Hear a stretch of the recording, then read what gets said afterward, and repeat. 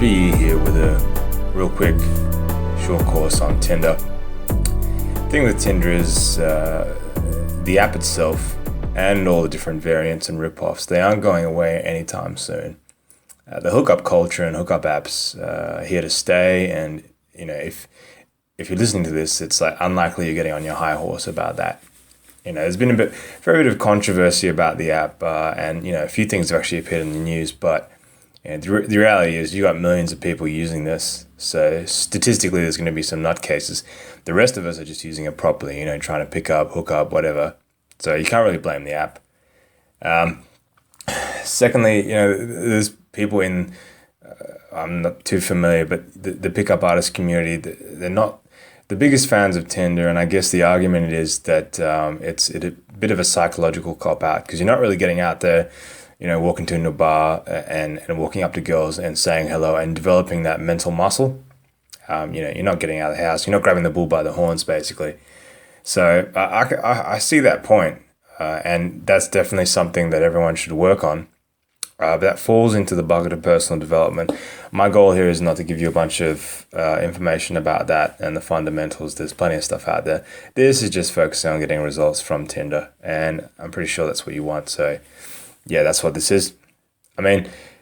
First thing we'll do is we'll sort of split up what topics we're going to focus on in terms of how, the framework of this audio content. First thing we'll think about is your goals and intent. That's kind of an airy-fairy topic headline, but the fact is you need to have some ground rules established for what type of thing you're seeking off Tinder and how you wish to convey yourself on Tinder. You might be looking for nonchalant hookups like most of us, or you might be looking for your soulmate on Tinder, which good luck to you. But if that's what you're after, then you need to tailor your approach to that. Second topic is profile pictures. They're the most important part of the profile, hands down. They've got to be good quality, and they have to convey certain things. I must stress, it's not about being good looking. It's about capturing a certain theme and a certain feeling in your photos. Thirdly is your profile description.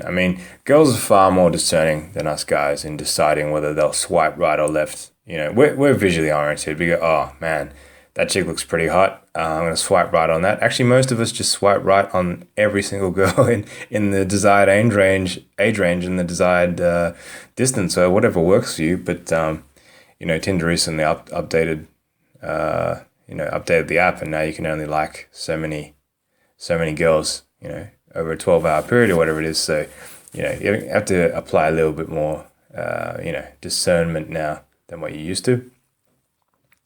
Girls, when they read your description, they're wondering, are you creepy? Are you a social guy, or are you a loner? What's your social status? Are you into the same things as them, or do you have your shit together?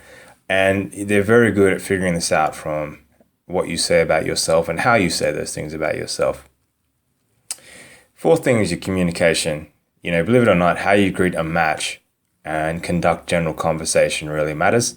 You really have to calibrate to the girl you're talking to, because you want to create attraction in the girl. You want her to be attracted to you, so she wants to meet you. You also want rapport. They talk about attraction and rapport a lot in sort of those pickup sort of sites and information and books and videos, etc. But it's the same with Tinder. You need the attraction, you need to be viewed as attractive, and you need that conversational rapport, because that's how you build trust. That's how they know that you're not some psychotic serial killer, etc. So this stuff matters. And then fifth, I'll just cover off on some miscellaneous stuff that I found sort of helped me on Tinder. Now, goals and intent, let's talk about it. If you intend to use Tinder for the reason that I presume it was created, which is no string sex, then you need to craft your profile in such a way that communicates that you are a free-spirited, partying, heavily social, travel-oriented, and sporty person. And you can do this through a combination of your pictures and your description. We'll go into all that. On the other side of the coin, if you're one of those people who's looking to find a partner on Tinder, you need to convey a theme of stability, settling down, you're sick of the party life, you're career-minded. I hope that makes sense. Just consider the former example, the guy who's seeking hookups You need to convey an image of free-spirited, partying, heavily social, traveling-oriented, sporty person. The guy who's looking for a relationship is stability, settling down, sick of the party life, career-minded. Think about it. You know, what you are will determine sort of what you attract. You know, what you present is sort of what you will receive. So a girl looking to find a long-term partner is going to opt for a party boy. You know, there's too much uncertainty there. There might be attraction to you, but the other side of their brain's going, yeah, well, he's looking for casual fun. He's not looking for any to settle down, so there's no point matching with him. You know, on the other side, a girl looking for casual fun is going to seek out a settled guy who's focusing on slowing down. So that's what I mean by goals and intent. They can vary widely, and it depends on, you know, what you want. You'll get extrapolations on this, though. I'm not saying that, you know, it's a hard and fast rule that not every girl in there is strictly going to fall into one or the other camp. They may be unsure what they're after, and you may be unsure what you're after. But you do need to tailor your profile to what you think you're after. Next, we'll talk about your pictures. Now, this is probably the biggest part of your Tinder presentation. How you look is important. I'll save all that beauties on the inside talk for, you know, other people. I'm not suggesting that you have to be naturally good looking for Tinder. You know, of course, it certainly helps to look like a male model, but there are, you know, there's things we can all do to increase our visual profile. I'm average at the best of times, but I keep in pretty good shape, have an active lifestyle, and, you know, this is a good look to begin with, you know. So it's more just conveying that and conveying that you're sociable, etc. So I'm going to break up the pictures into categories, and I'm going to tell you whether these are appropriate for, you know, a casual hookup profile or sort of a settling down profile. The first one is these fitness and body pics, and, you know, before I go into this, accept that the convergence of all this social media fitness culture, you know, Facebook, Instagram, etc., they've revolutionized physical culture. Everyone with some good kicks and default filters on their smartphone is now, you know, an official fitness freak. This is the new normal, and yeah, to a degree, you have to get on that wave. If you want to pick up, you know, tens or whatever your standard is, you need to sort of be involved in this to a degree and understand this culture. Even if you have to start from zero, there's nothing wrong with getting a healthy regime. And the other funny sort of thing about this is girls often say they don't care about abs, you know, and they deplore shirtless pics, and, you know, you'll be put on Reddit, blah, blah. The objective reality is the aesthetic, the good-looking guys will get more matches.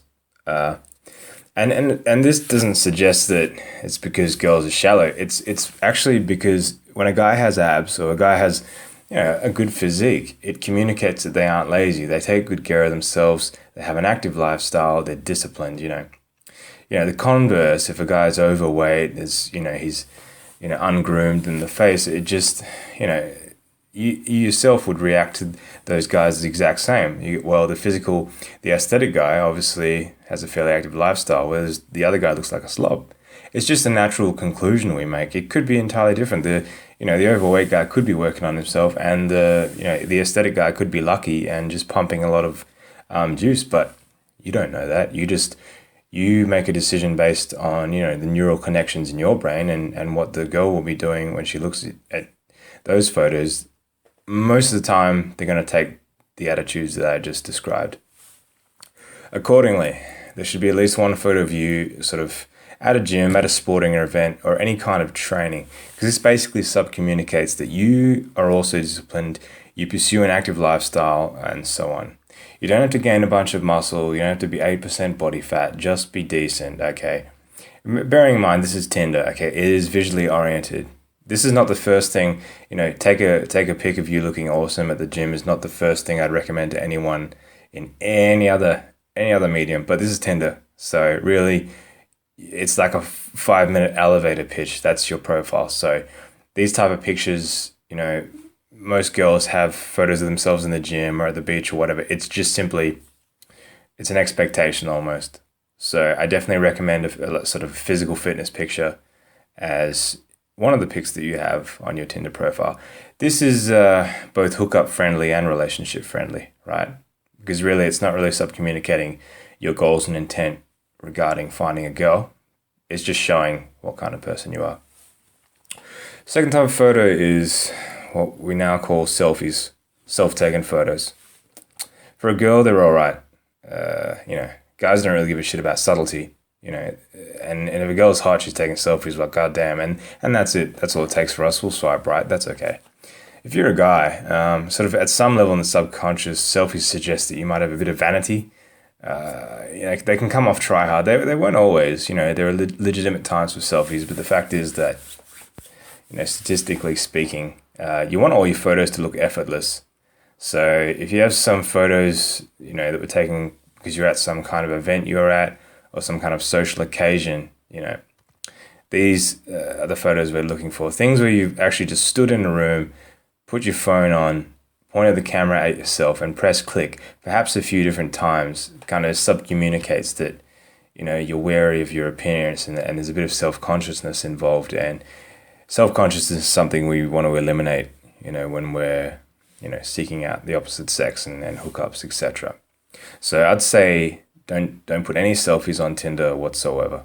That means hookups, relationships, nothing. Just don't do it. All right. Party photos. Well, party photos are a common occurrence on Tinder. These typically take two forms. You could be at a house party with a bunch of friends, or you can be at a club with a bunch of friends.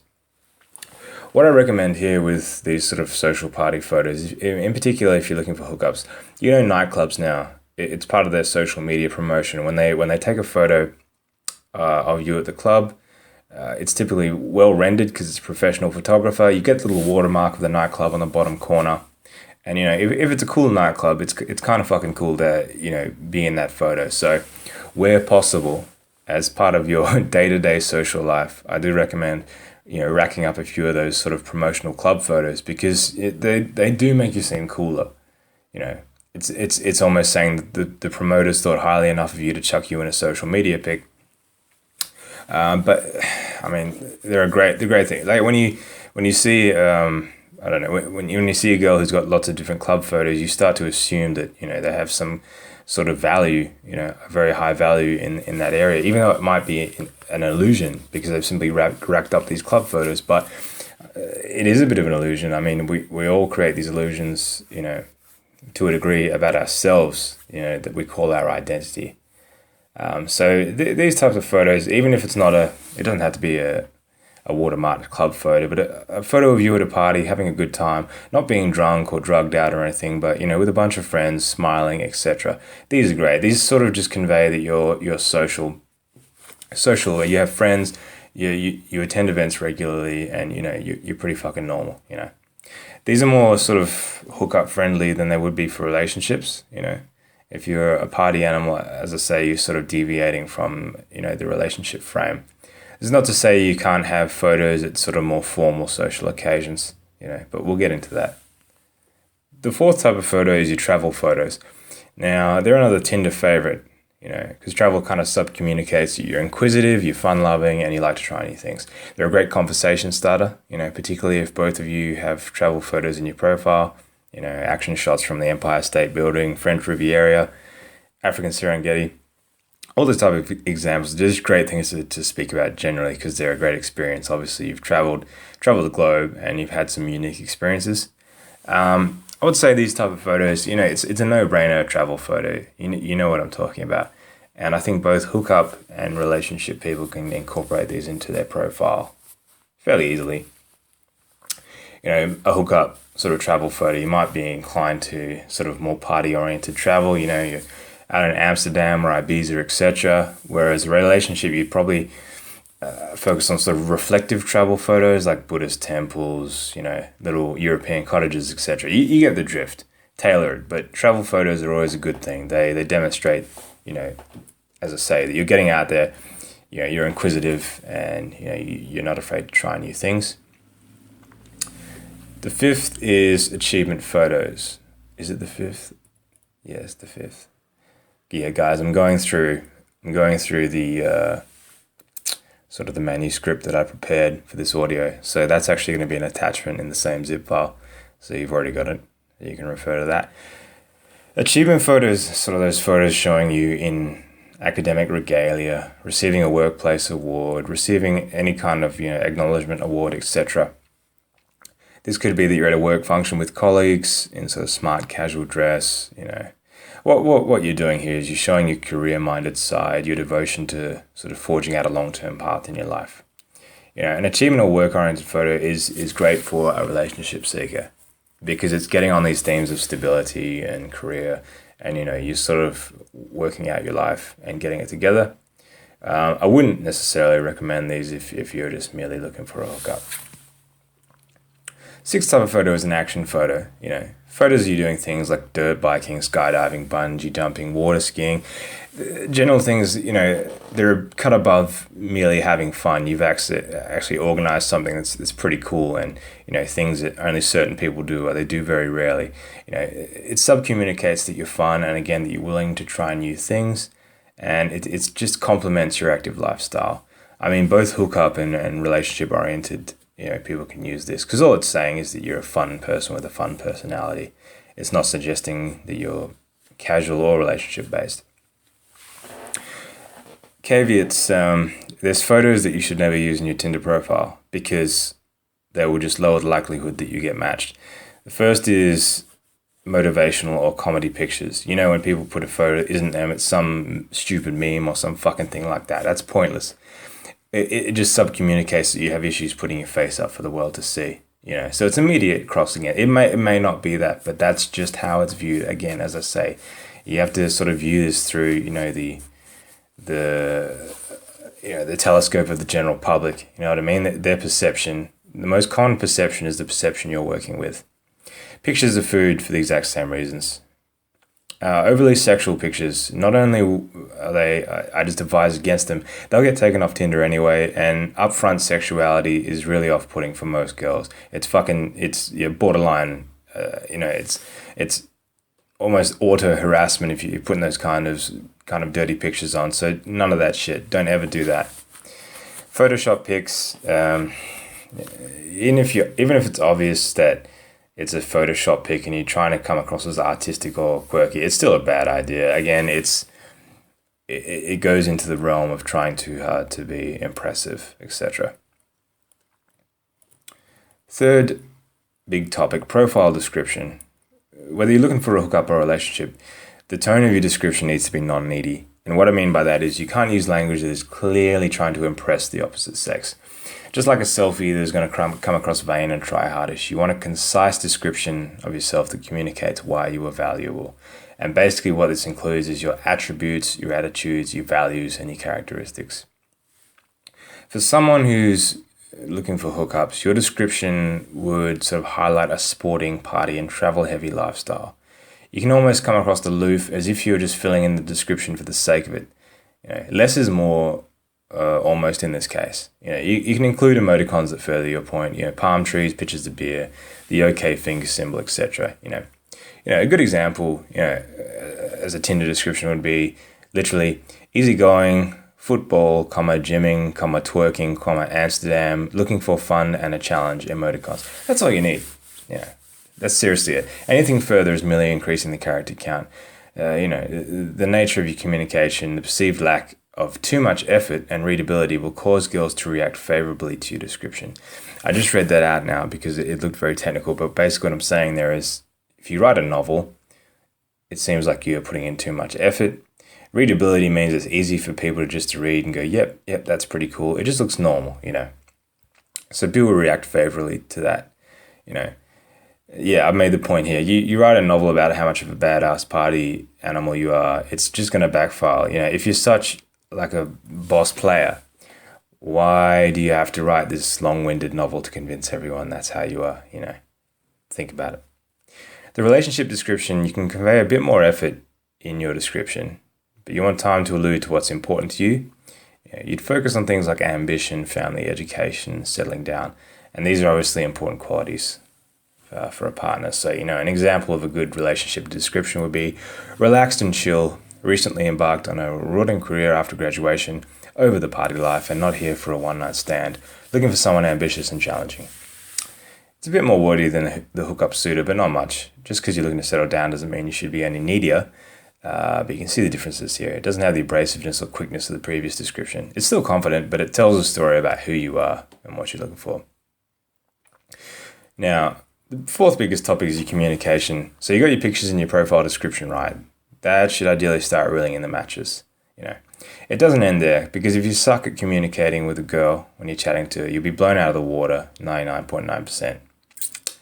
Unless for whatever reason they're so enraptured with your pictures and profile that they're in love. But let's just assume that doesn't always happen. The best thing to do if you have a match is wait and see if they contact you first. And this is only the case when you match immediately.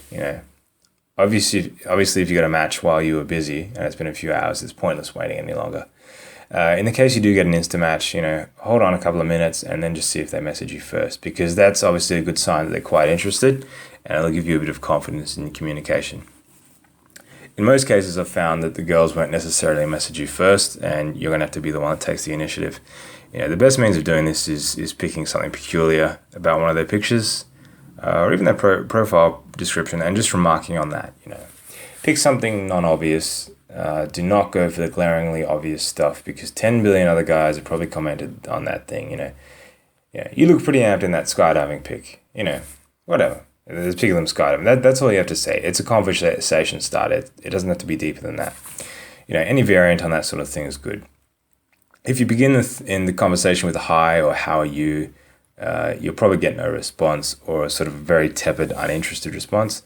Because it's immediate sort of commentary on how interesting you are. You can't think of anything more clever than hi.